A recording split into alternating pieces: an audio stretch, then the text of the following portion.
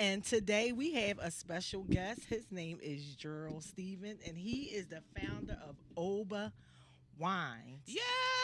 Yes, yes. And we have Mr. Stevens on today, and he is going to talk to us about how he started Oba Wines, why he started Oba Wines, and how his wine company is doing. So, Dawn, would you like to say a few words before Mr. Well, when I don't think my mic is working. Hello, hello. Oh, It's it's on. working. Okay, all right. When I got the his dad, who I'm friends with, his dad reached out to me, and and he was happy. He was excited, and he told me about and I said, all right, we'll bring him on.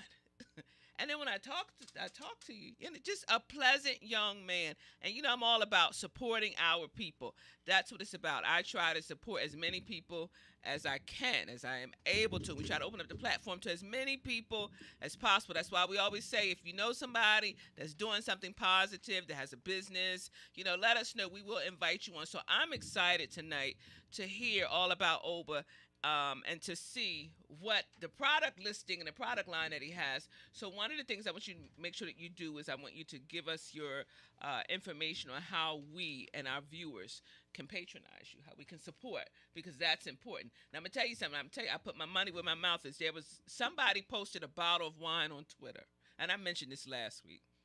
And my wine came in. I ordered 4 bottles of wine. Never tasted it at all. But I did it to support, and it was a black-owned business. Okay. And my wine came yesterday. And it's 40% alcohol. Oh, Lord. It's sangria. I'm not a sangria drinker, but that's something I'll put on the table in case somebody Right. come by or whatever. But I say all that to say that I put my money where my mouth is. I say I'm gonna support you. I'm gonna support, but like I said, it's a black-owned business. Right. Let's support our people. So I'm excited to hear all that Oba has and what it represents, what it stands for. So take it away, Drew. Tell us and let us know. Give us the rundown. I guess, what do you want to know first? I mean, Okay, so what made you want to? First of all, what does Oba mean?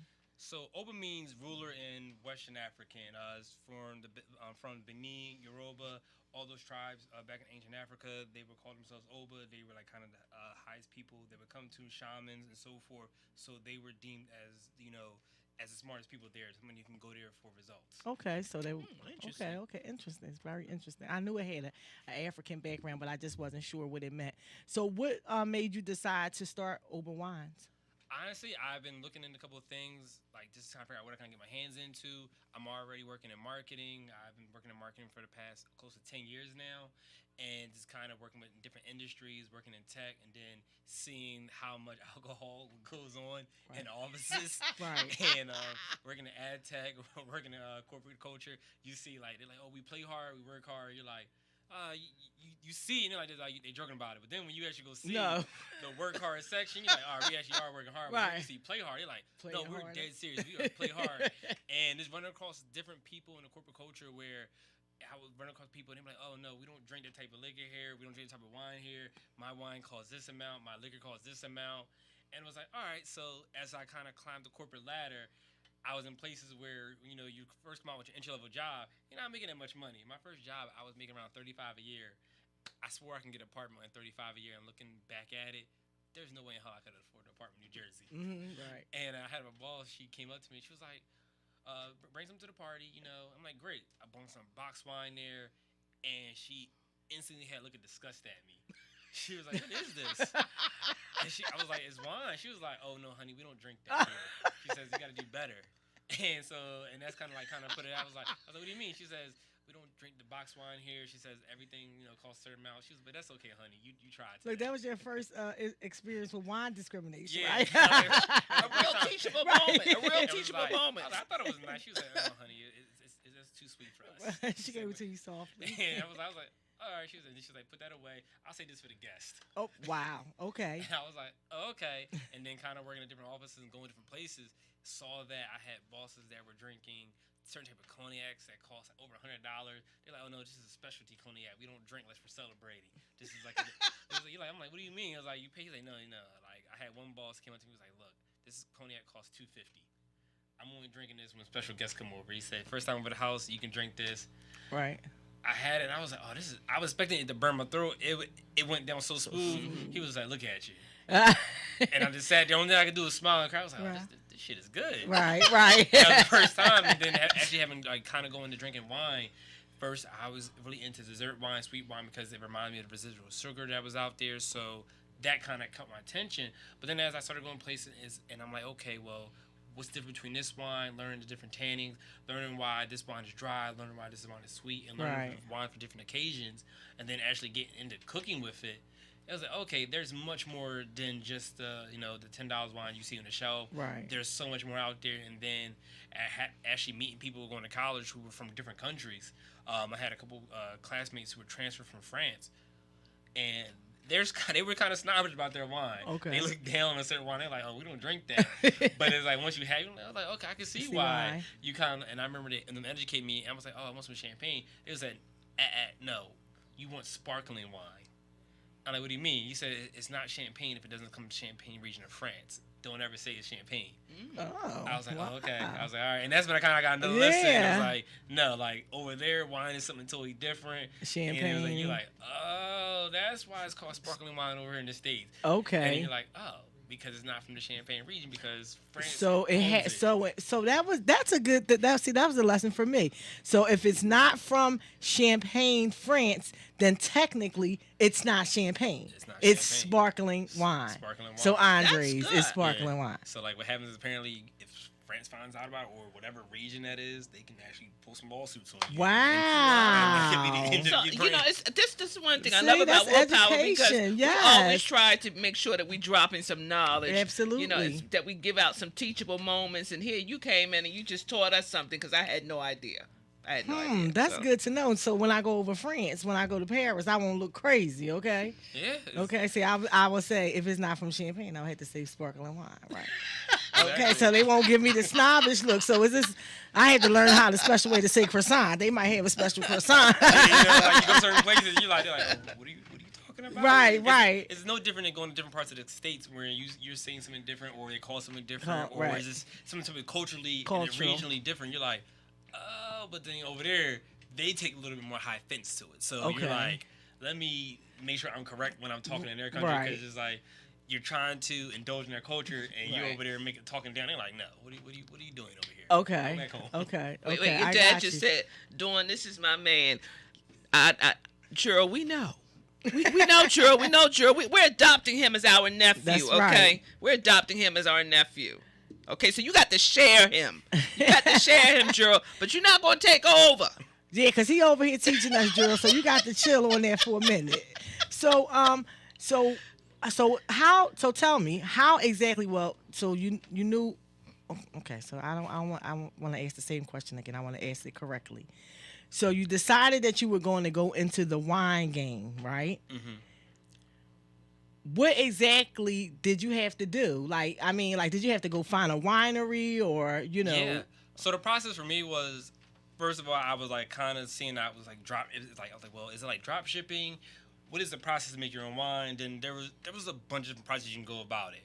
And of course, the main thing was you needed some startup cash. Right. And so as I started to talk to different wineries about their what their experiences was, like how can I get into doing wine, and some of them said they do private label, other ones said no, they didn't do private label. So instantly found out, okay, I had to go the private label route. Okay. And then finding out, okay, what all comes with private label, what type of designs do I get, what am I designing a bottle like, the label, the aromas, like what am I getting to pick out, but then also figuring out where can I ship to? Are you covering taxes? Do I need a liquor license? Right. What are the capabilities that I can do as far as starting my own wine brand? That's a great question. And kind of digging out. So that took a while, like kind of just weed through a couple companies, and then seeing, I spoke to around 3 companies in the very beginning, and one company was like, everything was good. Like I had total control over everything, but then it was like, came down to the price. They were like, yeah, well, you got to order by the pallet. Oh, and that was like the part. It was like, okay, what about a pallet? Like, okay, you're like, okay, how much is that? And it was a lot of wine. Right. So, but then it was like, okay, what about a pallet? Then the price came up. I was around like $20,000 for 2 bottles, and I was like, okay, what? Wow. And I was like, well, those 2 bottles suck. that's $20,000 drink. Right, Like, exactly. You can't do anything like, about that. wow. So then I had like search out other wine companies Okay. who were being more gracious and like you could order by the case. Okay. So that let me. Granted, you had to give up some flexibility as far as how you wanted to go about the process, but it was like, well, on a safer side, I can go this route. Right. And as I build up, I can kind of pick and choose what I want. And I found a couple wineries that kind of met my standard, and it was the best part. It was like, well, we'll help you get to the next stage. I'm like, great, you'll help me get in the stores. He said, yeah. He said, if wine sells, you can get into the stores. We'll help you get to the next step. And like, do you need help with marketing? I was like, no, I work in marketing. I'm fine. I'm gonna create a plan right out of thin air. He said, you sure? I was like, yeah. I was like, yeah. I do this all the time. Just create plans out of thin air. And so I chose this one company, California, because so basically all the wine in California is dried. That's what they specialize in. Okay. So I had to know what I wanted to get into, and then like I was looking for a winery in New Jersey, but unfortunately they didn't have anyone that did private label, and then you have to figure out who's actually doing shipping. Okay. So finding out like okay, like it was like only FedEx because the United Postal Service doesn't do shipping with alcohol. UPS does it, but I think they just cost a lot of money. So it was all these other different variations coming up. You're like, all right, so how much I'm putting out for this wine? How much do I got to cover for shipping? Are you covering shipping? Where can I ship to? Because there's certain states are dry states. Like I can't ship to Delaware. I can't ship to Alabama. Okay.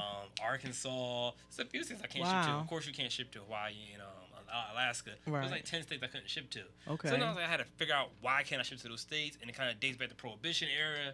And then it finds out like, well, you can't ship to these states because they have laws up there. But then you find out how else the states are getting their money because you're able to ship to these states because these states allow prohibition laws, but they're charging you in the back end. Okay. You just don't see it. Right. You're like, so all this dates back to prohibition. All this dates back to basically one thing: money. Exactly. And that's so funny that you say it because, sometimes when we're in today's world, we don't often like to, we have the ability to try to not go back to the past or try to say that the past is not in that many ways affecting what's going on today. Mm-hmm. But just like you said, a lot of the reasons why you can't ship to certain states is basically because of the laws from Prohibition. And how long ago was that? What was that? The early 1900s, the late 1800s or something like that? And then it ended in the 30s. Right. They found out Prohibition sucked. Right. I mean, and they can make money off of history lesson. I mean, exactly. This is really a history lesson on alcohol transport. Exactly.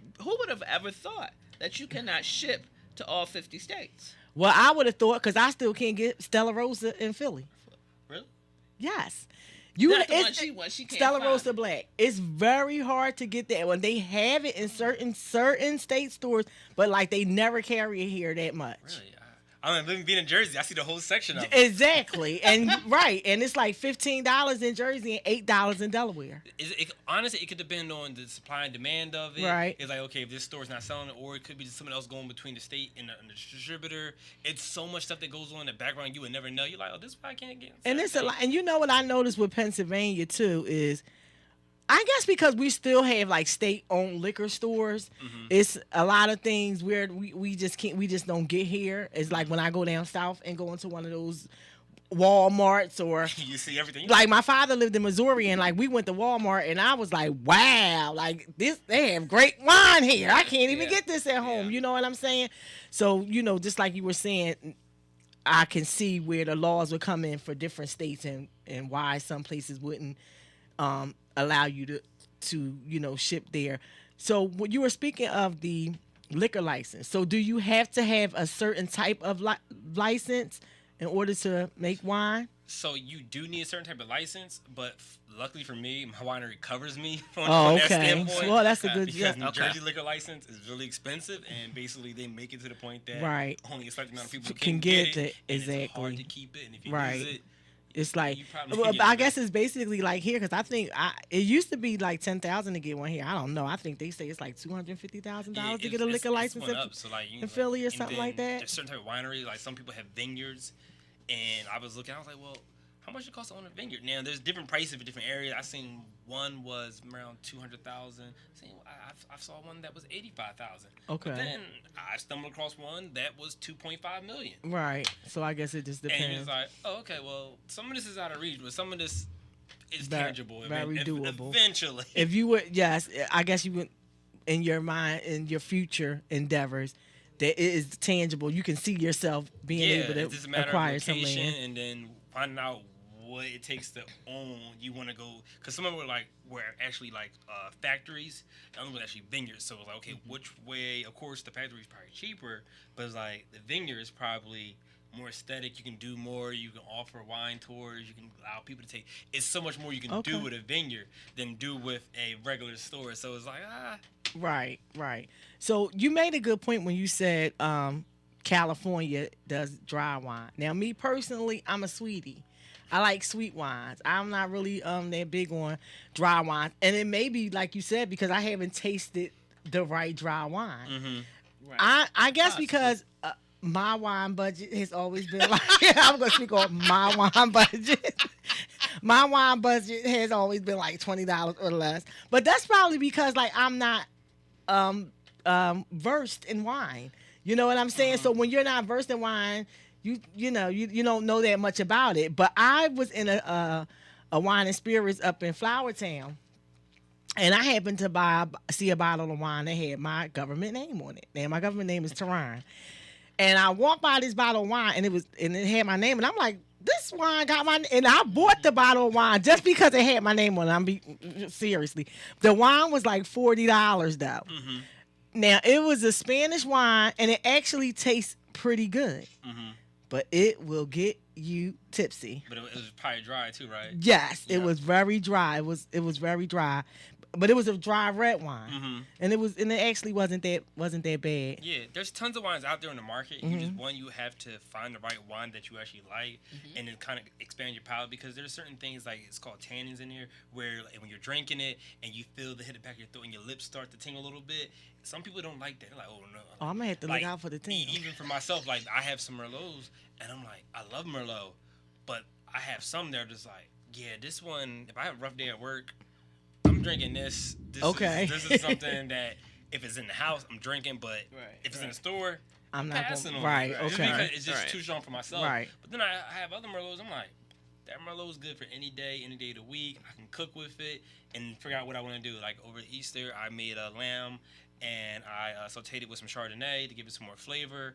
The lamb didn't turn out how I wanted it to turn out because it was actually shank. It was like the shank part of the lamb. Found out you're supposed to cook that all day. You have to cook. You have to probably cook that for like 5 or 6 hours. Yeah, that was beyond what I thought. So wait. He has wine. He's in marketing. He's cooking food with Chardonnay. You know listen. Side note. This the total package here, y'all. Here she go. Here I go. I do this to all my nephews. I do it to all of them. So young ladies, if you got a degree and a good job, bring a rack of lamb, and he's got the Chardonnay. He's articulate, he's intelligent, and he's handsome. Get in line, okay? Get in line. This is what you want. This is what you want right here. This is what you want right here. This is what you want right here. You don't want that. You don't want what them people name? What they call them? Bobo on the corner. You know. Or, no. The guy. You know what's the names we call? What's I don't know. These young guys. They got all these names. But anyway, we ain't gonna call them bums. They just a little misguided. No, there's some bums out there. I'm sorry. we ain't talking about them, but we just talking about the ones who just they ain't on the straight and narrow. They ain't doing what they supposed to be doing. If they be listening to WillPower, then they can see how this brother start his own wine company. That's you know what I mean? So the one that got a little potential, but they're a little bit lost right now. Yeah. So the That's young all. ladies, this is what you want. This is the model. The model. The MODEL. This is what you want. Okay. Then we had some good-looking brothers on here that we've been trying to tell you. I've been trying to school you on what to do and what you're supposed to look for. Stop embarrassing the nephew doing. All right. Don't the nephews get embarrassed? Don't do it. I embarrass my nephews all the time. So, but this is this is what WillPower is all about. Honestly, it's a chance for us to take people that are in our community and show the world something different. You understand what I'm saying? To show the world that there are young African Americans, young minorities that are out here trying to make a better way for themselves. And in the same process, I'm hoping create generational wealth. Yeah. Because that's what it's really all about for me with our people, is that we get to a point where we create generational wealth, whether it's wine, whether it's books, art, whatever your talent is. It's good for us as the people to to bring that out. And that's what our platform is all about. Our platform is all about getting people who may not have a chance to have exposure, not to say that you wouldn't, but just giving you a chance to come on our platform and share your knowledge of wine with us, because I learned a lot from you in these last, we've only been on the air 20 minutes. So I learned a lot about the wine and everything. So can you tell us a little bit about how they do wine business in California, and how, like, because I know there's a lot of wineries in California. Yeah, you have Napa Valley, and so basically Napa Valley is like the pinnacle of all the wine in California. So you can go there. So they have wine tours, and when I was searching out wineries, I was actually seeing if any black-owned wineries could do a private label. They weren't there yet, so it kind of made it difficult. But it was still like you could find your winery, the ones who basically producing enough wine out there, and also give you the right selection of wines where you can go to. Because my big thing is, I was trying to figure out, well, what wines that have options to, and do I have a say in the mixing of it, how long it's aging, what kind of control do I have? And it was kind of picking out, like, well, okay, like I found the one winery, they said, yeah, you can pick from these 15 wines, you can have these type of aging process, the grapes, fermentation of fruits. I'm like, oh, what about the soil? And like, okay, no, it's like, oh, you didn't think we were asked about soil. Wow. And I'm like, well, yeah, like I know different soils from different areas have different nutrition. Like you have some in the mountains, you can have different air quality. You're near the ocean, you can get more saltier. And I was like, there's so much more going on. I was like, this is kind of like you live in different parts of this country. It's like, if you live down south, it's gonna be hot down there, but right. you live here, it's hot, but it's humidity. Okay. You like, wait, it's two different levels kinds of hot. heat. And then you go down to Texas, it's dry. Right, You like, oh. And so it's like just different ways and different fruits can grow there. So you find out what can be made what, and then it was like, okay. Once they kind of gave me the go ahead, I chose one wine. It was like perfect. I was like, it didn't require too much startup cash. It was like just enough. I took out a business loan.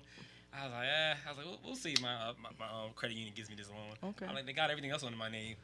So that's what's up. That's what's up. Well, that goes into another category, because you had to have the credit. You had to have some good credit, at least some halfway decent credit, in order for you to be able to go to your credit union and get the loan to start your business. So when you went to California, did you like taste grapes? So I didn't have to go to California. Okay. They actually was during COVID, so I forgot about COVID. So what they did was, it's like, how many wines do you want to try out? Let us know. I was like, well, send them all over. And then I was like, wait, I don't want the table wine. I was like, don't. Granted, some table wine can be great. But I didn't want. I was like, let me just see what you have from here, and then from there I was like, okay, let's pick the aging process of it, and then I want to see about the grapes. And they're like, okay. So they sent me around like 10 wine, and I was like, okay. Went through. I did around 10 to 15, maybe even 20 tastings, and I got around sample size around like close to 60 people. So right then and there, I was able to weed out certain things I didn't like, because once I did my tasting, I knew for a fact what I was gonna weed out. But it's not about me. It's about making sure that I educate people who want to like drink the wine, and make sure my consumers actually like the wine. And so once I went to my family members, some friends, I was able to pick out 6 wines to start out with. Okay. And so that's kind of my first plan, was just to come out with 6 wine. The next step is to actually come out with some sweet wines and dessert wines next.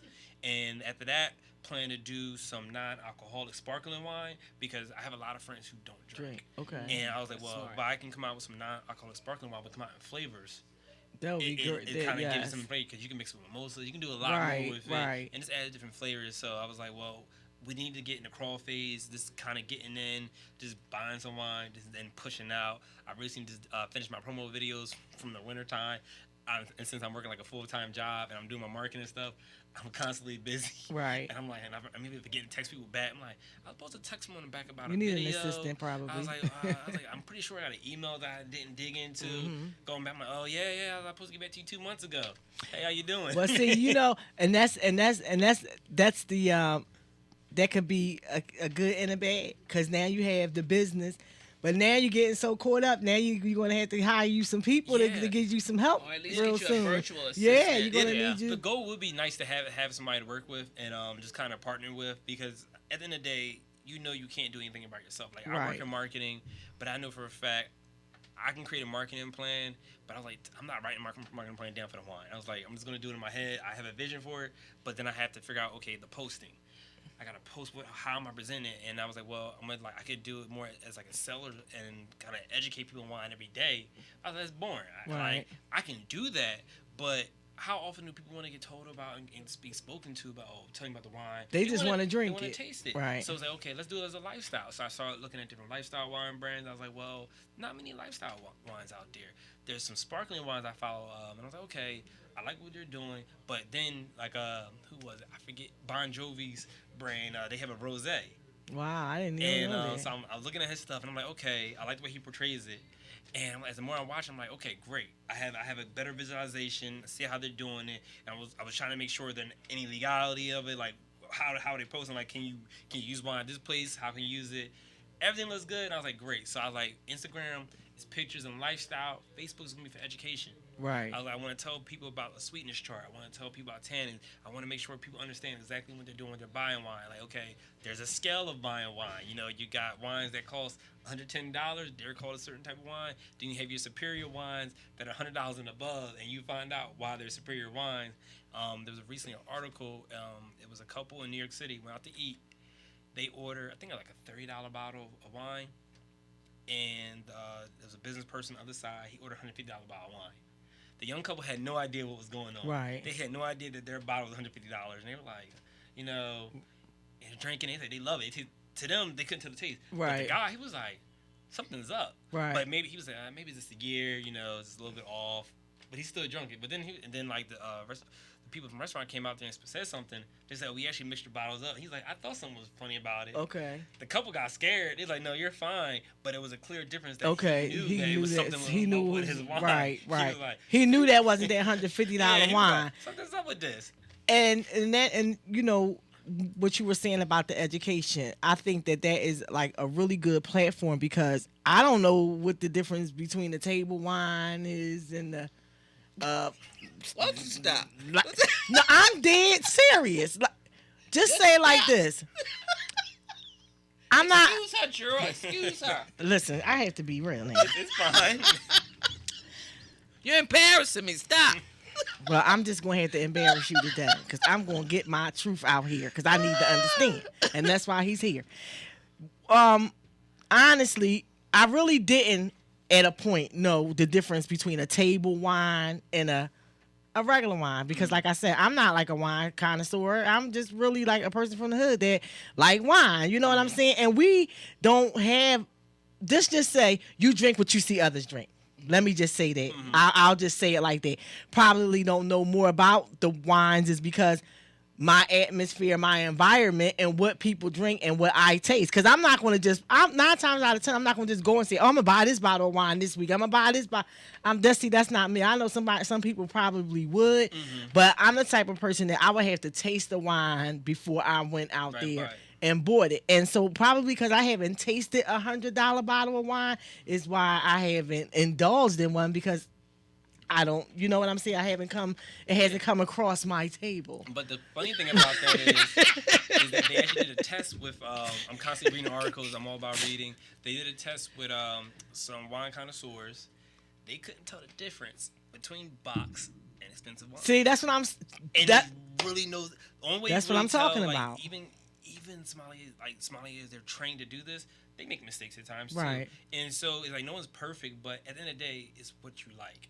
Right. You know, as you grow your palate, you're gonna want different wines to taste, because maybe like I kind of stirred away from like the sweeter wine, because I'm like, oh wow, I want to cook the wine now. Right. Because like my boss now, she said if you like it, you cook with it. Okay. And that's how I kind of go with it too. Sometimes I usually cook with Goya, but red wine. Yeah, but like you can make it with it. Like, you know, you can pair your wine. It starts out just as pairing with it. You know, you got a red wine. You're like, okay, red can kind of go with this and go with that. You're like, okay, maybe you can go with some red meat. You can go with, right. you can go with a nice turkey burger. You can do whatever you want. You know, most people, you know, you got white wine. They mostly pair it with fish. Mm-hmm. You know, okay. You cook with it. Like right. Like I said, I made the lamb with the Chardonnay. Kind of pan-seared it, let it soak up, because the alcohol goes away, and then all you left is the taste of the Chardonnay. Right. And so I was like, oh, this is great. I've even made I put a Cabernet in some turkey meat for spaghetti. Oh wow! Just to see how it tastes. And how was it? It was good. I mean, I like my food, so I'm just like whatever. You know, Okay. you know, I'm gonna do what I feel. But that's So, good too. Can you tell us what's the difference? Like you brought a Pinot tonight, so what's the difference between the Pinot and the Cabernet? You know. So the Pinot is a white wine, and so like most people think there's two out. So there's Pinot Grigio, and then there's Pinot Noir. Right. Pinot Noir is red. Okay. So my Pinot Grigio is made with green apples. It has a little bit of has a little bit of pear and a little bit of pineapple in there and grapefruit. So it kind of gives off a nice So aroma. it's a little sweet. A little sweet, but it's still on the It's dry side. But it kind of gives off a little bit of that. So like that way, it's not overly barren and it has mild tanning. So you're not gonna get that hard. amount. Yeah, so when you drink, you're like, oh, okay, it's gonna leave a nice back aftertaste of it. So that's what you want. And you know, my Chardonnay is the same way.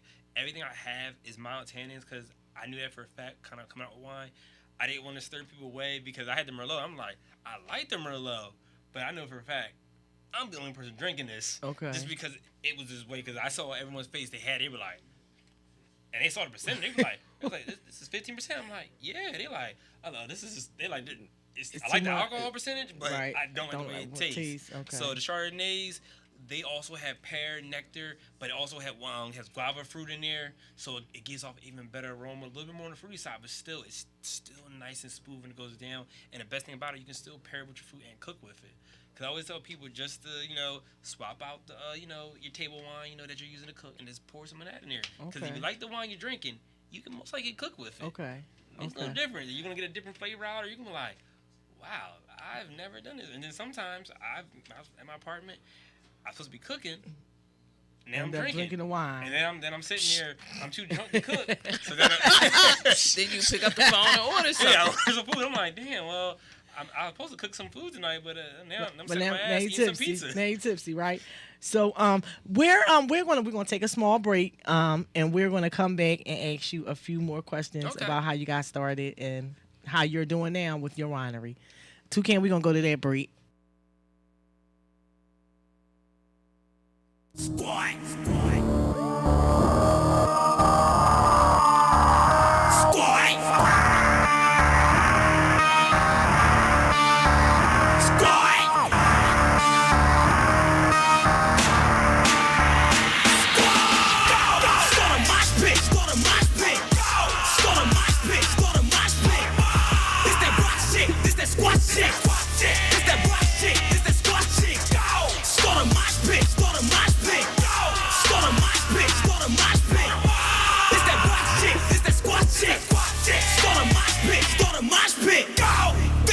Motherfucking mosh pit. Got the whole crowd turning up the mosh shit. You kick up to my show on that fly shit. Cause you might get caught up in a mosh pit.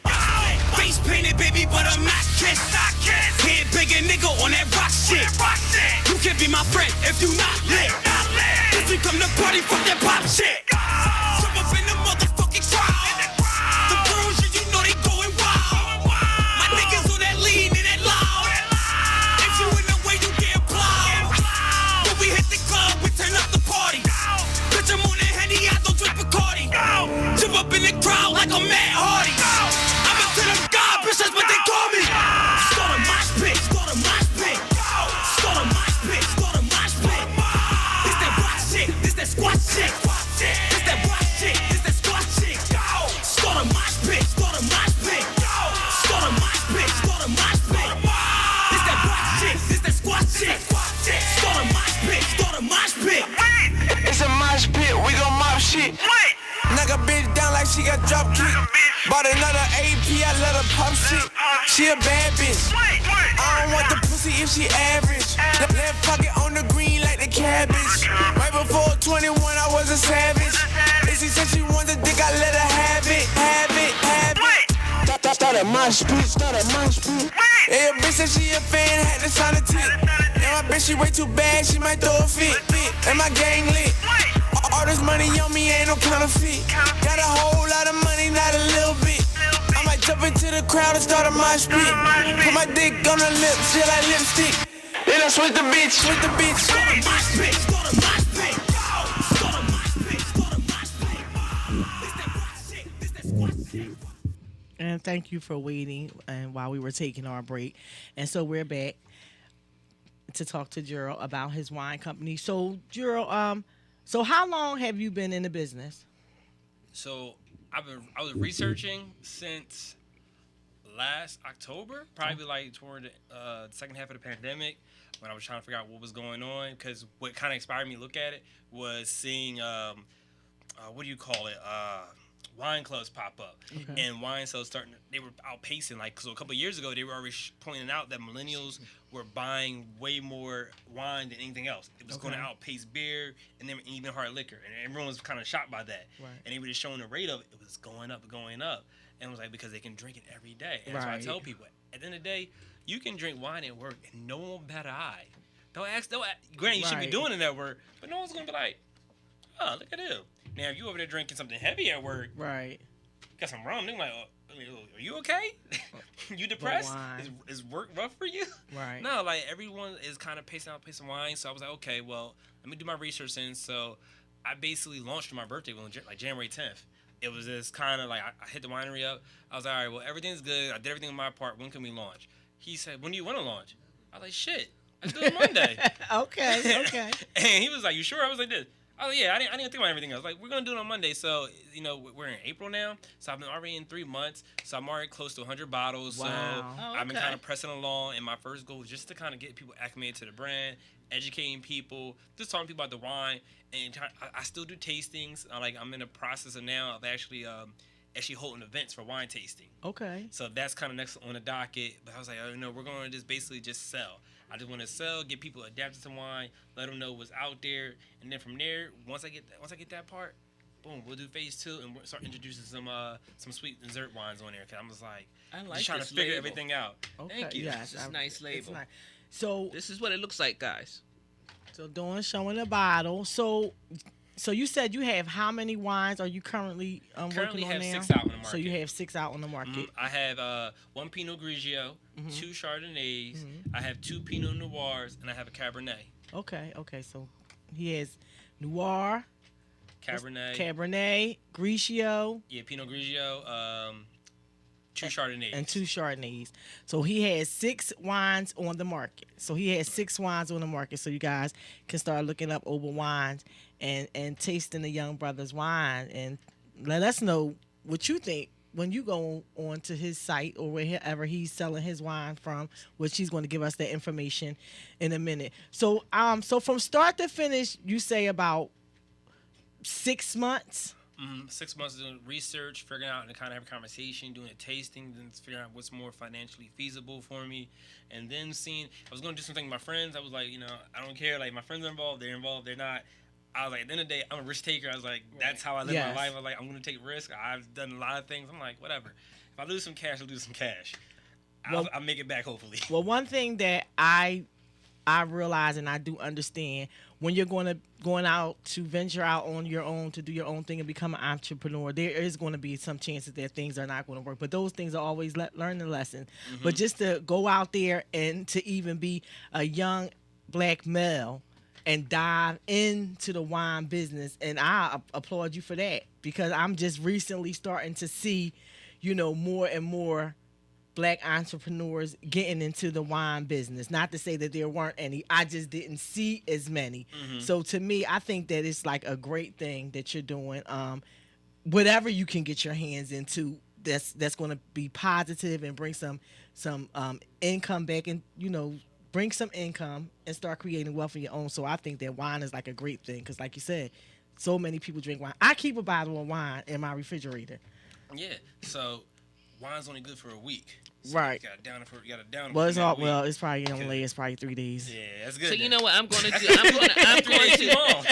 I'm going to take a picture of this bottle, and I'm going to do like the guy did on Twitter, and I'm going to post this on Twitter. Okay. So, without tasting it, I'm going to hype it up. It's my nephew shit. Y'all go buy it. You better buy this. You better buy Support it. my nephew. Oba, the great leader and the king. So, so throughout your process, what can I say that you have, what have you learned the most? What has been the most intriguing thing that you learned throughout this whole process? I would say just the production of wine. That's kind of been something I want to dig into and learn more about, like how each winery is doing their own thing. Like you can go to vineyards or you can go to like the factory style place and just seeing their whole way of going about producing their wine, how long they're aging it, the barrels, like how does that impact the flavor, the soil, just the whole education process. There's recently there's a winery in California right now. They're giving people $10,000 a month. Wow. Just to learn how to do wine. And I was too sick. I was like, should I quit my job? I was like, FMLA. I was like, man, nah, we ain't gonna quit it. I was like, cause this might be a little bit more. Right, it might be a little, competition. right. But I was like, they were like, hey, we're Wow. gonna teach you the business, and they were gonna teach you everything about it, and then as you figure out where you want to sit at, they were gonna help you get to that point so you can start your own winery. I was like, that ain't bad. 10K in California. Yes. And they were covering some stuff too.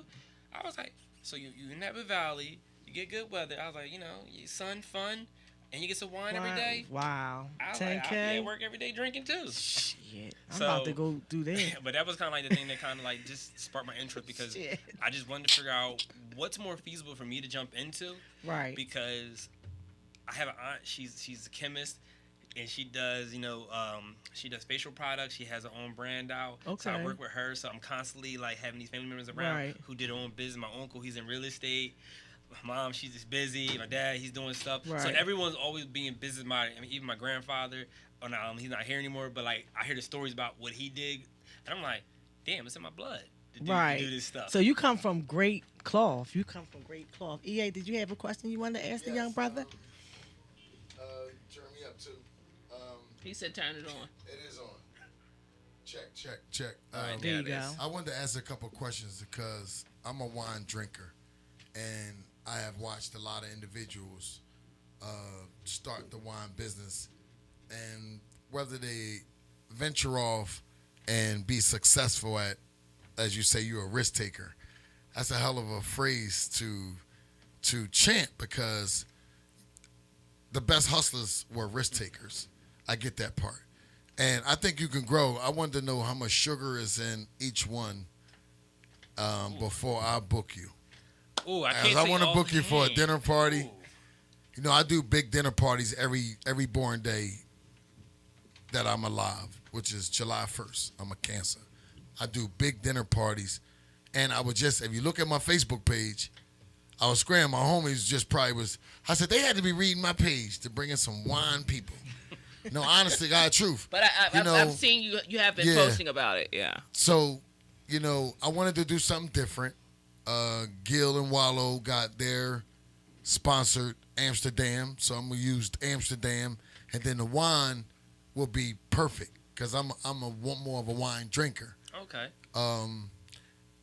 I work for some very, very rich European folks, clear folks, that are wine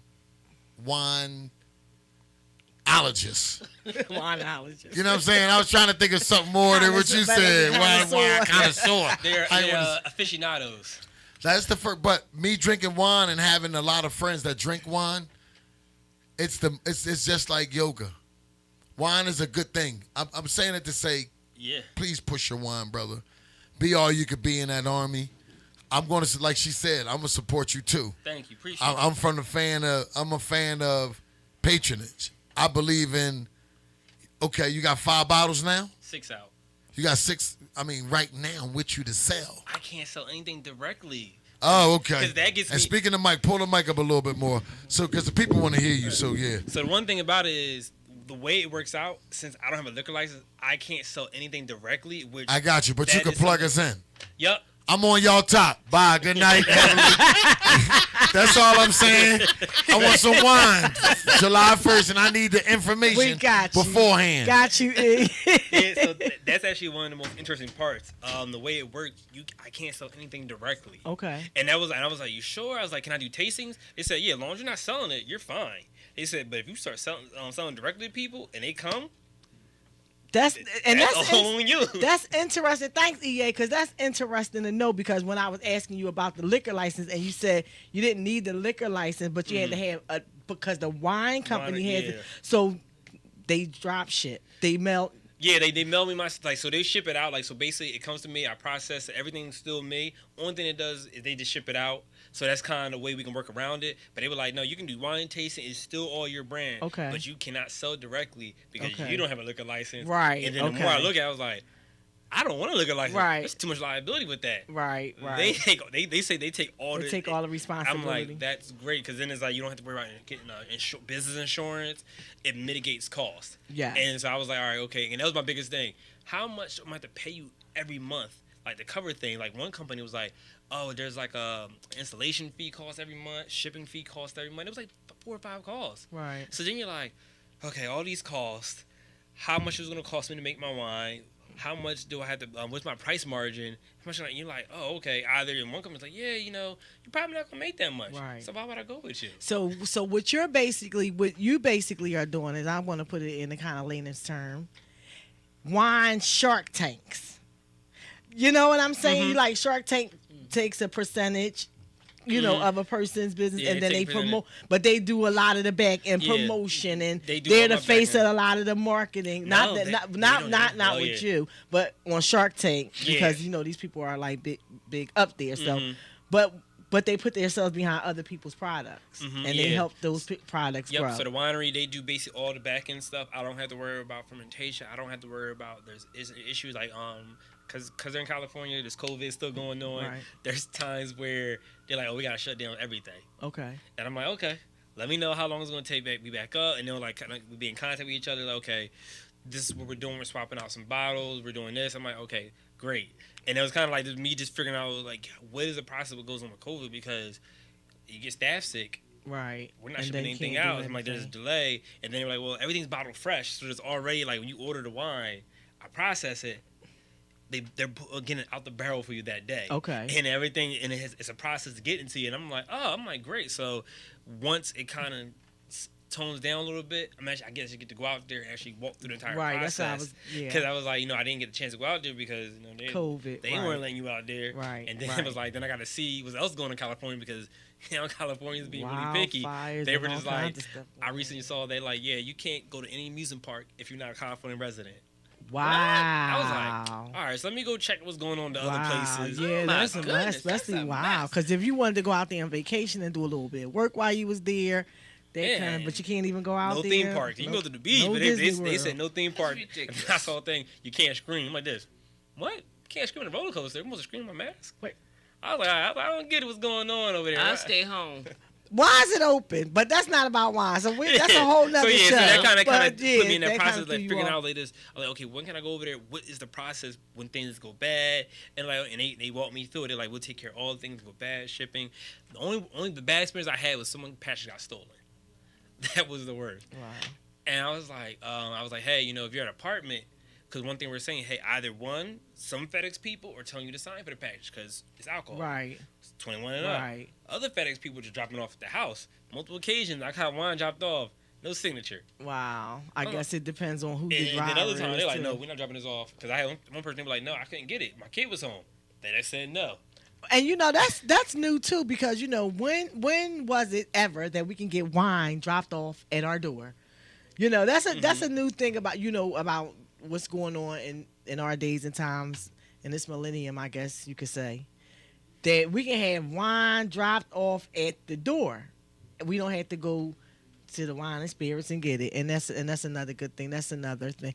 But I had one question I wanted to ask you about fermenting. So fermenting is basically the act of how long the grapes take in order for them yeast. to be at the perfect. Yeah, so the maturation of the grapes and all that. Some wine they get it early. Other ones they let it age until they get a certain point, and then it has to sit in a barrel. All my wine is aged between 6 to 12 months. In a Okay, that's what barrel. I was going to And add. so I use still barrels, oak barrels, and French oak barrels. So Okay. each of these bring off a different taste, Taste, and then you're getting it. So like you have someone like, oh, it tastes a little bit oaky. It's like yes, because Okay, oak, and then. the other one like the Pinot.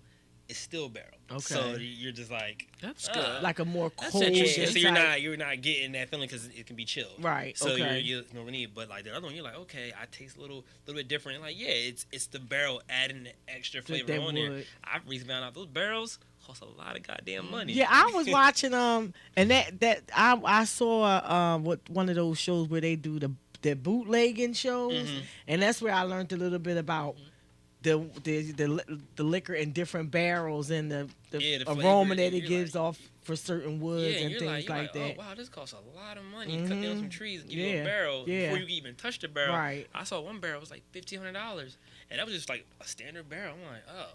Wow. I was like, okay. These I That need goes to to show wine is big business. It's big Barrels business. barrels seem to be It's big business. big business too. You might want to get you some Yeah, trees and make cut- some yeah. barrels. Cut Yeah. down cut down the right Yeah. trees and then Yeah. present it to them. Yeah. You can So be a so good Greg, supplier. Gerald, I'm going to ask a question. For those who may be interested in coming out with their own line or looking into developing their own line, are you open to consulting with Yeah. others? Then that's something that I ask all entrepreneurs and Yeah, I don't that come on the mind. show. I don't mind. I Okay. think that at the end of the day, you got to help out each other. Like I said, I work as a marketing consultant on my free time as well, so constantly helping out brands, and I'm constantly doing more than I normally would do. Like, okay, like, hey, here's some customer research, here's some artifacts for you. I'm like, this is way out when I'm doing my marketing consultant stuff. I'm like, this is what you need, this is what you got. I was like, let's talk about certain things. I'm currently working with a couple of clients. I'm like, hey, you need to do all this stuff. So I don't mind helping people out because at the end of the day, you need a support system. Right. That's good because sometimes people see people as their competition, so they. Oh, won't- we know. No, most certainly we are competition. Yeah, no, but I mean, like, so they won't But they share don't- the information. well, they- Yeah, they Yeah. won't Oh, no, share we their share, knowledge. yeah. knowledge base. People get the idea that if they share information with someone that's doing the same thing that they're doing, that you will take something from them. Right. Where I feel like if I'm doing something and I share my information with you, we both can grow. That's how I look at Right. it. I look at it as I was having a conversation with a friend about giving the money donations to certain groups. He was like, well, at the end of the day, he said, why would you start your own donation thing if someone else is doing it better? And I look at it, I was like, all right, great. If I'm doing come out with wine and all that, he was like, you should partner with people who are doing things better than you. That way you can bring something else to the table. Right. He said, you never know. Sometimes people may not even need to go that route. They may be the brains of operation, so you can kind of lay off. Because I have one friend, she's way better at business organization.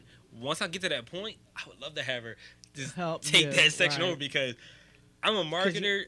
You tell me how much money I have to spend. Right. I'm going to blow my marketing budget like this. Look, I blew it on Chotskys. I give them away free stuff. I'm like, look, I blew it on the ad. Right. You told me this is my budget. So that's the way I Right. think. And but sometimes it's like, I can't do all You that. have I to have a certain amount for the marketing. and I gotta a kind of certain- tone right. back. I'm like, okay, so I'm constantly being the marketer. I gotta be the business person. I gotta Right. be PR.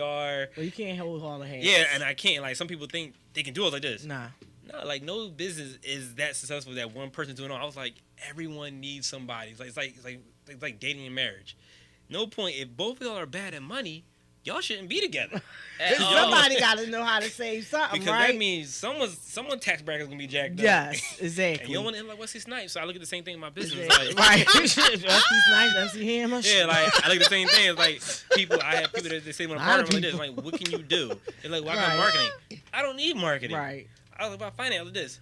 Maybe finance. Maybe, but I'm pretty set on that. I was like, I need other stuff. Listen, one thing I learned about taking business education in college, there is a group for everything. There's a marketing, and then you need to have a human resources person, and you should not be the hats. That's one thing our professor stressed. You can't be the hats of all of them. Now, maybe when you first start and you have to do, Yeah, but you once have you to do start that. picking up and your business starts growing, you're not going to That's right. you're not going to be able to be the marketer and the human resources That's person right. and the community developer and the account. You're not. And in order to it's run, not. It's all about have team. a team. well-oiled running machine, you need a team. Team, you know, absolutely. because everybody in their respective places, and then it should run smoothly. Because if you're doing everything and that's chaos. Because So- you're gonna drive your own self mad. Yeah, it's too much to keep track of. I ain't got because that. you We have ain't to got that much, and I'm already driving myself mad trying to figure out who's gonna be the next guest. How I'm gonna get some T-shirts and stuff. I got Yeah. some stuff, so I already know. You know what I'm saying? When you're trying to do something, and then you got life, and you got other things going on. you always will need a team. Yeah. I mean, so when and I'm sure that you're in the process of knowing that in any minute you're gonna have to pull somebody in to help you real soon. I got PDFs, I got documents that I constantly look at, and I'm like, all right, what's going on here? Sometimes I slip up, I'm like, the hell is this document? Like, I had a whole moment, I'm sitting looking at a document, I'm like, what was I doing this for? And it was literally, I had a plan for it. I was like, I wanted to track something, and my friend gave it to me like a couple weeks ago. I'm like, what did I want to use this for? Because now it goes to writing everything down. Yeah, and I got to go back into it. Then I'm going to the website. I'm like, okay, what was I? I was like, there it is.